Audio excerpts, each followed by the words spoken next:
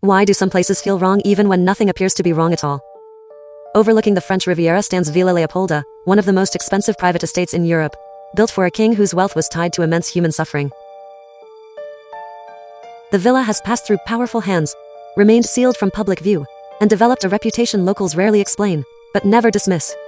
There are no confirmed hauntings, no police files, and no official record of anything going wrong. The legend attached to this estate is not about what appears but about what never surfaces. Because this legend is not about ghosts appearing, but about a place that never forgot. And what the land remembers may explain why no one ever stays long enough to challenge it. What kind of place never gets abandoned, no matter how many stories gather around it, no matter how heavy its past becomes? Above the French Riviera, overlooking the Mediterranean, stands Villa Leopolda. From the outside, it looks immaculate. The gardens are trimmed, the walls are clean, the estate glows at night. Nothing about it appears wrong. And yet, among locals, it is not spoken about with pride or curiosity. It is spoken about carefully, if at all. Villa Leopolda was built in the early 1900s for King Leopold II of Belgium, a man whose wealth was, inseparable from mass suffering. His control of the Congo Free State resulted in forced labor, mutilation, and death on a massive scale. Millions died under systems tied directly to his rule. None of those crimes happened here. None occurred in France. But the money that built this estate came from that world. The suffering never crossed the gates, yet it paid for every stone. From the beginning, Leopolda was designed to be sealed. It was never meant to be public. Never meant to be admired. The estate was positioned high above the coastline, physically removed, and visually unreachable. It did not invite witnesses. It excluded them. After Leopold II, ownership changed hands, but something remained consistent. Each owner was powerful. Each arrival was quiet. Each departure left no trace, no family legacy formed, no memories accumulated. The villa did not age in public. It simply remained, as if held in place. Over the decades, workers connected to the estate rarely spoke about it openly. Those who did, well, they described boundaries that were never explained. There were sections of the ground that were simply avoided, and some rooms that always remained closed. Instructions were followed without question, not because of any clear danger, but more out of expectation. Unlike abandoned estates, Villa Leopolda never fell silent. Staff remained. Security remained. Lights stayed on. The villa did not decay. That made its quiet more unsettling. There was no emptiness to explain unease. The place was alive, maintained, and controlled. Some workers described the estate as feeling watched, not by someone visible, but by the property itself. Sound behaved strangely. Voices seemed muted. Movement felt observed rather than seen. These were not ghost stories. They were descriptions of discomfort that could not be located. What happens when a place feels aware but never responds?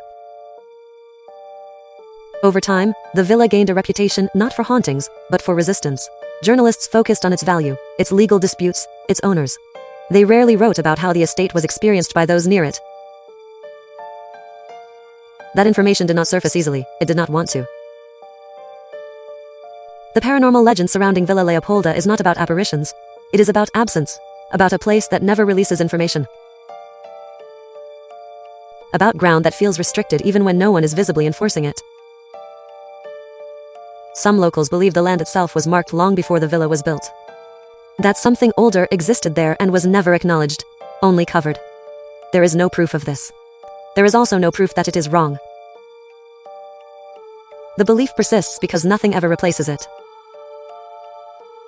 Why does a place this wealthy feel so guarded against memory? Villa Leopolda does not produce screams, footsteps, or shadows. It produces silence that feels intentional. Silence that does not fade with time.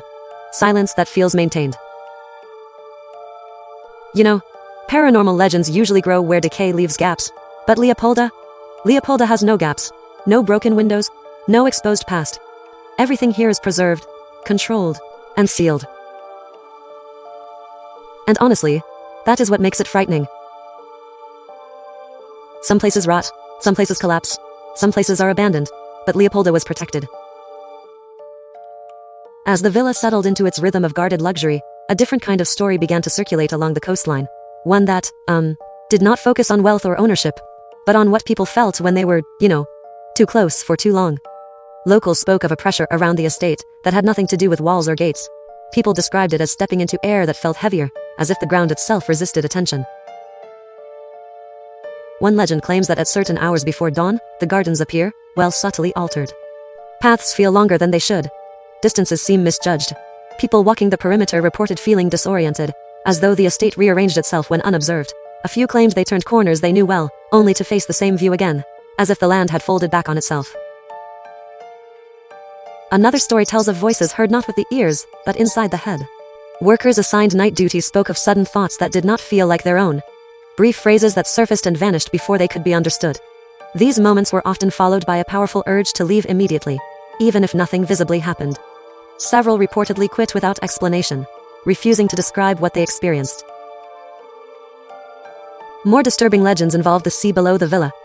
Fishermen claimed that on rare nights, lights could be seen from the estate when no events were scheduled. Lights that did not move like lamps or vehicles, but glowed steadily, and then vanished all at once. Some believed these moments coincided with unexplained drownings along the coast, though no official connection was ever made. There are also stories of reflections behaving incorrectly. Windows on the upper levels were said to show movement when viewed from a distance, even when the rooms inside were known to be empty. Those who tried to photograph the estate at night claimed their images failed, blurred, or showed dark shapes that were not present when the picture was taken.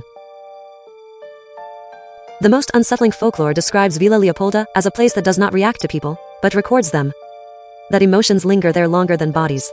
That fear, secrecy, and unspoken acts settle into the structure like residue. According to this belief, the villa does not replay events. It accumulates them. Some say the estate draws its power from never acknowledging what passes through it. Deaths, betrayals, suffering, all absorbed without ceremony. Over time, this silence became something active, a presence that does not announce itself but, just waits for attention. Those who believe this legend say the villa is not haunted by spirits, but by unresolved moments that never found release. That is why nothing dramatic ever happens there. No screams, no apparitions, no violence. The horror is, honestly, quieter than that. It is the feeling that the villa knows who is near it, and that once noticed, it does not forget. And when a place survives every era, every owner, and every store without explanation, it begins to feel less like a home and more like a boundary between what is allowed to be known and what is not. The most unsettling truth about Villa Leopolda is not what people claim happened there. It's that nothing ever officially did. No records, no endings, no closure. Only wealth strong enough to keep history quiet. And silence, when held for too long, becomes a presence of its own.